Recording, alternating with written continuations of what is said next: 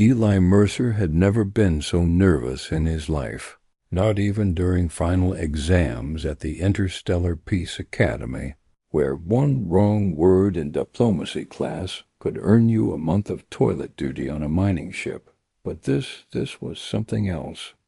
Entirely as he stood in the grand hall of the Xylarian Empire, staring at a throne carved from living crystal and glowing faint blue under the dim light of the twin suns above.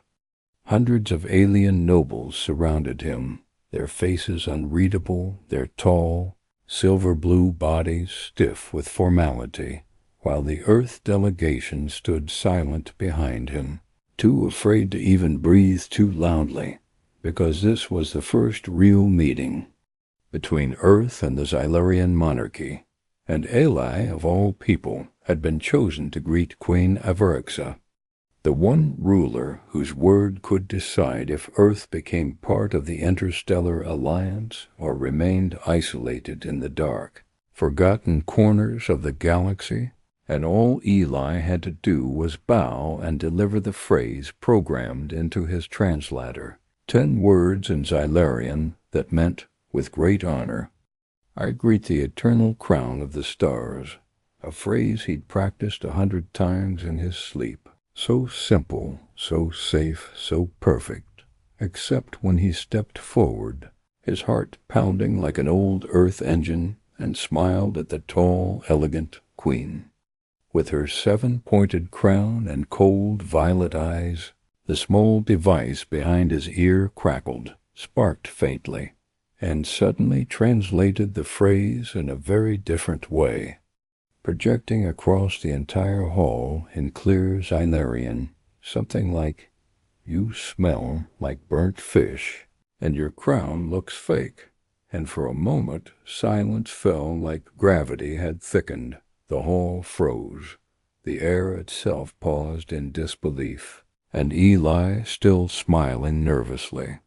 had no idea what had gone wrong until he heard a shocked gasp behind him, and turned just enough to see Earth's ambassador's face go pale as a moon, while the Xylarian guards began to step forward with their glowing staves, and Queen Avarixa slowly stood from her throne, her eyes narrowing, her voice sharp as a blade as she asked, "Did the human just insult me in my own court?" And Eli blinked, confused, only to realize his translator had glitched. He'd felt the heat from the device a moment earlier, hadn't he? And panic set in as he scrambled to understand what he'd actually said, but by then the queen's advisors were already whispering. A court noble had dropped her ceremonial orb in shock, and a small drone above his head projected a playback of his words and subtitles for all to read, confirming the insult. And in that dreadful moment, Eli did the only thing his training hadn't prepared him, for he panicked, stepped forward again, and stammered an apology in Earth English, then quickly switched to the rough, awkward Xylarian he had studied late at night on his own time, desperate to fix things, desperate to show he hadn't meant harm, his voice cracking as he said something like, "Please, most bright queen, my words were machine-broken, my respect is large, my embarrassment is very much strong, and though it was clumsy and certainly not the right grammar, it was real, it was human, and something in that made the queen pause, one brow slowly lifting as if she wasn't sure whether to laugh or have him vaporized on the spot, while the guards froze mid-step, unsure of her command, and the nobles murmured in confusion, and Eli stood there, sweating, every nerve in his body screaming for him to run, but he stayed, because he knew leaving would be worse. And he looked up at the queen with wide eyes and added, "I studied your words because I wanted to speak to you from my heart, not just from machines." And for one long second the queen simply stared at him, her gaze unreadable, before she slowly sat down again, raised a single hand to silence her guards, and said in a low voice that carried through the hall, "I have never heard a more foolish greeting, nor a more honest one." And then, against all odds, she let out a small, unexpected sound, a soft laugh, like wind chimes in a cold breeze, and declared that she would speak to the earthling again, but not here, and not now, and ordered that he be brought to her garden chambers the next day for a private audience. And though no one said it aloud, the entire hall knew something strange had just happened, something dangerous, and as Eli was led away, still reeling from his accidental insult, he couldn't help but wonder if his mistake had just doomed Earth, or somehow opened a door that had never existed before. Eli could hardly sleep the night before his unexpected private meeting with Queen Avarixa, his thoughts spinning like a broken satellite in orbit, wondering if the Queen had called him to scold him in private, to test him again, or perhaps to send him back to Earth in disgrace. But no one, not even the ambassadors, knew what the Queen was truly thinking, and that made the silence heavier than any punishment. The next morning, just as the twin suns rose over the towers of the Crystal Palace, a Xylarian guard appeared at his guest chamber and silently motioned for him to follow, leading Eli through long, glowing corridors, past shimmering walls that seemed to breathe, until they reached a strange open space, a floating garden high above the palace, where soft mist curled around silver-leafed trees, and a strange sweet scent filled the air. And in the center sat the Queen, alone, her back straight, her crown now resting beside her instead of atop her head, and her sharp eyes fixed on him with a look that was not angry, but curious. Eli bowed carefully, holding his breath, his translator now triple-checked and working properly. But the Queen lifted her hand to stop him and gestured for him to sit across from her at a small stone table set with 2 cups and a steaming pot of pale green mist tea. And then, in perfect galactic standard, she asked, "Why did you speak my language, badly but bravely, when your device failed you?" And Eli swallowed hard, unsure if honesty would offend her more, but decided there was no point in pretending, so he said, "Because I thought the words would mean more if they came from me, not just from a machine." And for a few seconds the Queen said nothing, then slowly poured the tea and replied, "Machines speak clearly, but not from the soul. Humans are strange." And that started something neither of them expected, a conversation that lasted longer than any formal meeting ever had, as the Queen asked questions that didn't sound royal at all, questions about laughter, about how humans reacted when things went wrong, about why Eli had smiled even after making a mistake. And Eli, still nervous but slowly warming, answered as best as he could, telling her about how people back on Earth laugh when they fall in the mud, how children make jokes at funerals because sorrow is heavy and humans are built to break it with light, how families survive storms by sitting together with candles and silly stories, and how mistakes, while painful, often bring people closer than perfect speeches ever could. And the Queen listened with a gaze like frozen water, cold, but clear, and every now and then a flicker of something softened in her face. Not quite a smile, but something close to understanding, and Eli realized she wasn't just listening, she was learning, and not just about humans, but about something deeper, something she hadn't seen in her own court for a long time, maybe ever.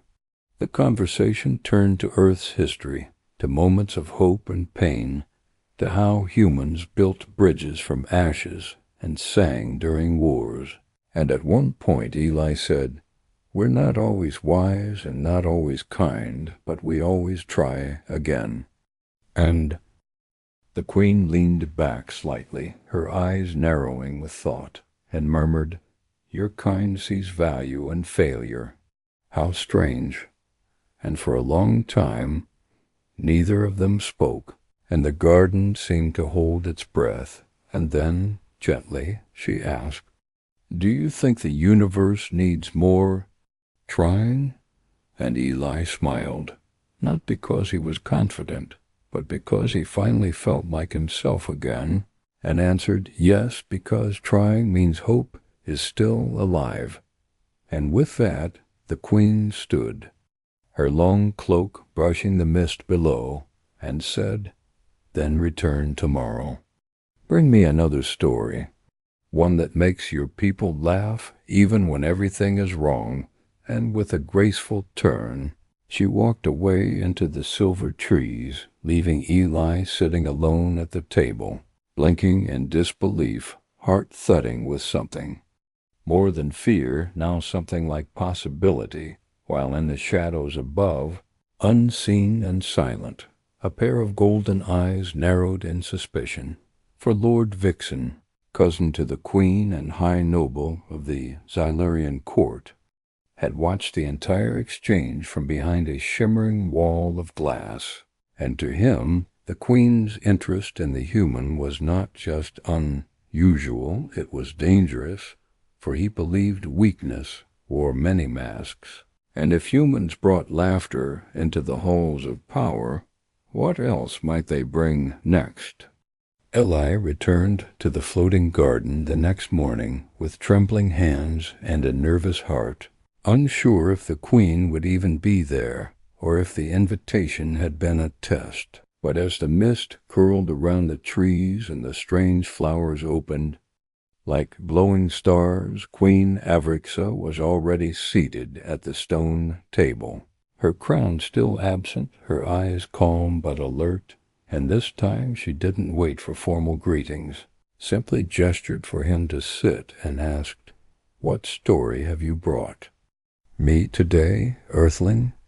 So Eli, still unsure of what truly interested her, began to tell her about a moment from his own life, a time when he had to give a speech at school and tripped on the podium, dropping all his notes into the orchestra pit, while the entire class laughed, but instead of running away, he made up the speech on the spot, and though it was terrible, everyone clapped because they could see he was trying, and by the end of the day,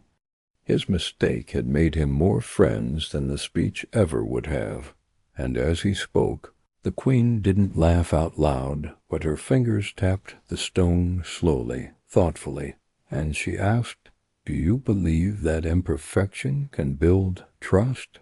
To which Eli replied,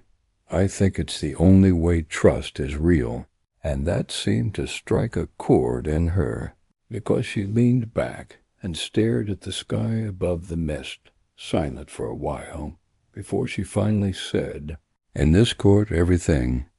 must be perfect, our words, our posture, our breath." And Eli could feel the weight in her voice, the tiredness behind the power, and gently said, "That sounds like a cage with jewels on it." And she didn't deny it, only glanced sideways at him with a look that almost held something close to respect. Their tea sat forgotten as the conversation moved to deeper things, about fear, about how leaders are never allowed to fail, and how sometimes trying to appear strong makes you weaker in the end. And for once, the Queen spoke of her own memories, of the day she became ruler, how she had cried in private because she feared she could not be what her people needed. And Eli listened without speaking, knowing this was something sacred, a rare truth being shared not with a diplomat, but with a person, and the garden around them seemed to hold its breath again as the sun shifted and painted the sky with streaks of gold. But while something real was forming between them, outside that garden a storm was beginning, for Lord Vixen had taken his suspicions and twisted them into lies, spreading whispers through the royal court that the human was a clever spy sent by Earth to weaken the Queen's rule through subtle manipulation, claiming that the translator glitch had been no accident, but a secret code used to trigger a psychological test, and his words, though poisonous, found ears eager for drama and danger, and soon murmurs filled the halls, not loud but sharp, and by the third day, as Eli returned to the garden again with a new story, this one about an old earth woman who baked a pie so badly it exploded in her oven, yet became a local legend because she laughed louder than anyone when it happened. He noticed the guards along the path watching him with colder eyes, and when he sat down, the Queen too seemed distant, though she asked for the story just as before, and listened with a still face, only nodding at the end when he said, "Sometimes failure makes a better memory than success." And though she offered him tea, she also asked suddenly, "Would you ever lie to a queen if it meant saving your people?" And Eli, startled by the question, thought carefully before saying, "Only if the truth would cause more harm than good. But I'd rather find a way to tell the truth gently." And for a long moment the Queen just stared at him, her eyes unreadable again, before she rose and ended the meeting early, saying she had matters to attend to, and as Eli watched her walk away, he felt the warmth of their strange friendship slipping like mist between his fingers, and worse, he didn't know why until later that night, when a sharp knock sounded at his door and 2 guards entered, their faces like stone, and informed him that he was to appear before the High Council the next day on suspicion of espionage. And as Eli stood there in shock, barely able to speak, the weight of every word he had shared, every smile exchanged, now hung in the air like a trap snapping shut, and somewhere in the palace Lord Vixen smiled in the dark, knowing that even a harmless human joke could be turned into a weapon if spun just right. The courtroom inside the Xylarian palace was vast and cold, with high crystal pillars that glowed faintly under the soft light of the moons, and as Eli stood at the center, surrounded by silent alien nobles in long silver robes, he felt smaller than he ever had before, like a child lost in a place where every mistake became history. And across from him sat Queen Avarixa, her face calm but unreadable, while beside her stood Lord Vixen, tall and proud, with his voice smooth and sharp as he presented a carefully woven web of lies, claiming that the earthling had used a false greeting as a secret signal, that his sudden closeness with the Queen was no accident, but part of a plan to learn Xylarian weaknesses and disrupt the royal court from within. And though there was no real proof, he showed twisted pieces of evidence, a cut recording of Eli's voice taken from security drones, a translator error log altered to look intentional, and private moments taken out of context, all of which created enough doubt to make the watching nobles whisper among themselves, and Eli, with dry lips and shaking hands, tried to speak, tried to explain that he had never planned anything, that all he had wanted was to connect, to learn, to share, but every word he said felt like it fell flat, lost in a room already poisoned with suspicion, until at last he looked straight at Queen Avarixa and said, I can't prove that I'm innocent with documents, but I can offer one thing my memory, and with that, he invoked a rare and ancient rite he had read about in the palace archives during his first week there. The trial by memory, a Xylarian tradition where one could choose to share a pure, untouched memory before the court using a truth sphere, allowing everyone to see the moment exactly as it happened, with no edits, no lies, only truth, and the court fell silent at his request, for no outsider had ever dared to use it, and even the queen tilted her head slightly, perhaps surprised by his knowledge of their oldest customs, and after a long pause she gave a single nod, and the truth sphere, a glowing orb of deep blue, was brought into the chamber and placed before him. Eli stepped forward, placed both hands on the sphere, and allowed it to draw from his mind the memory of that first terrible moment, the glitch, the insult, the panic, and the honest apology he had made in broken Xylarian, and as the memory unfolded in the air like a living dream, showing his words, his fear, his intention, the court watched in silence, and something in their faces began to shift as they saw what really happened, how genuine he had been, how the mistake had hurt him more than anyone. And when the memory ended, Lord Vixen stepped forward again, trying to twist it still, saying it was all part of a performance. But Eli raised a hand and said, "There's more?" And then he offered another memory, the first time he made the queen laugh, the story about the bird on earth that tried to sing like alien music, and failed but still made people smile. And as that memory played, the queen herself remained very still, her hands folded, but her eyes shone slightly in the glowing light of the sphere. And then came the final blow, not from Eli, but from the very translator that had glitched, because unknown to anyone, including Eli, the device had a hidden backup recording function, used for improving translation quality, and the court technician who checked it found something shocking. A clear recording, captured the night before the trial, of Lord Vixen speaking with a guard about how he would use the human's foolishness to sway the queen's court,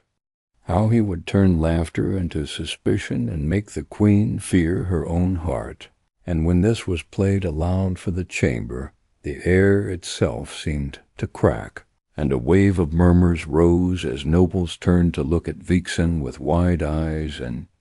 the queen, who had not spoken since the trial began, finally stood and said in a voice that shook the crystal pillars, "You used fear to poison truth. Vixen, you who called yourself loyal." And with a wave of her hand, the guard stepped forward and took him into custody, his protests falling on deaf ears, and the court, once uncertain, now stood and bowed to the queen in full support, their eyes flicking toward Eli with something that almost looked like respect. And the queen looked at him then, not as a prisoner, not even as a guest, but as something else entirely, and said,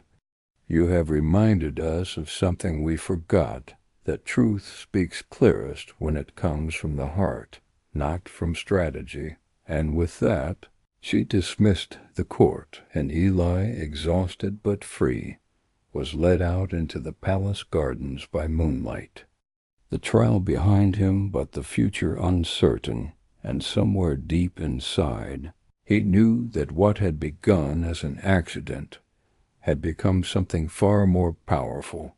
something that could change not just his fate, but maybe even the bond between two worlds. The day after the trial, the palace was quieter than usual, as if the walls themselves were still thinking about what had happened, and Eli walked through its long silver halls with careful steps, unsure if he was still seen as a guest or something more. His translator, now fixed, his name whispered by servants and nobles alike, no longer with suspicion, but with a mix of curiosity and something close to admiration. Yet he felt uneasy, not because of fear now, but because of what came next. He had survived a plot, had stood against lies,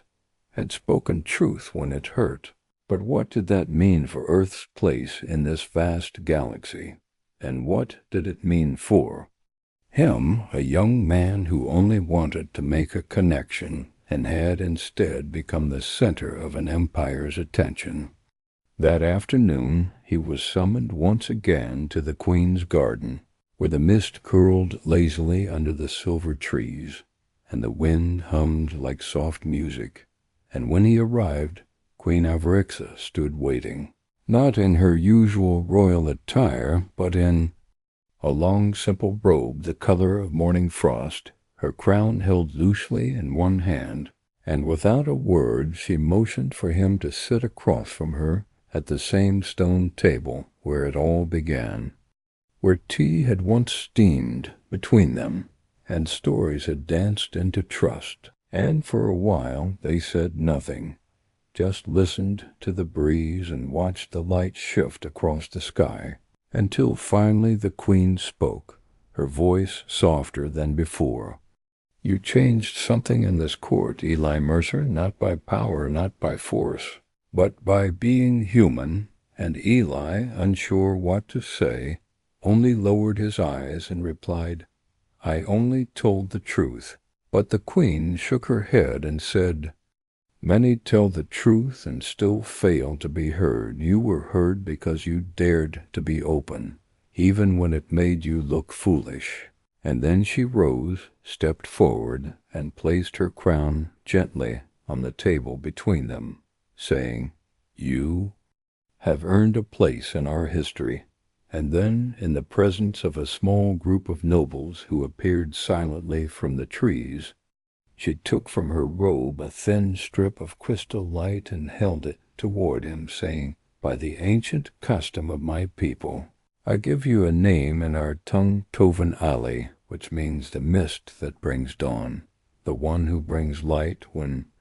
the sky is still unsure." And as she placed the crystal across his shoulders, the nobles bowed not to her, but to him, and Eli, stunned, tried to speak, but found no words. And the Queen only smiled faintly and said,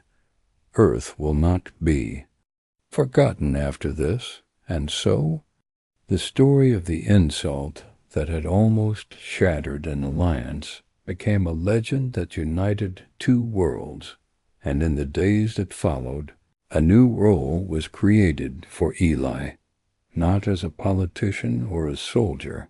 but as a Bridge Earth's first cultural ambassador to the Xylarian Empire, a role not shaped by laws, but by laughter, by mistakes, and by moments of shared understanding. And when he returned to the Grand Hall, not as a stranger, but as someone with a Xylarian name, the audience was different, filled with young diplomats, curious scholars, and even children brought by their noble parents, all eager to hear the tales of the human who had once called their queen's crown crooked, and somehow lived to tell it. And when Eli stepped up to speak, he didn't recite perfect speeches or read polished lines. Instead, he told a story about his grandmother back on Earth, who once gave him socks for his birthday and said, "Sometimes the smallest gift keeps your whole body warm," and how he finally understood what she meant when he stood alone in the courtroom and remembered that warmth. And the Queen, seated among her people, let out a soft laugh that echoed through the great hall, and no one feared it, because it was real. And so began a new chapter in the galaxy, not with war, not with conquest, but with a strange little moment where a broken translator turned insult into trust, where a human taught aliens how to smile again, and where a name that once meant nothing became a symbol of hope that both worlds would remember for years to come.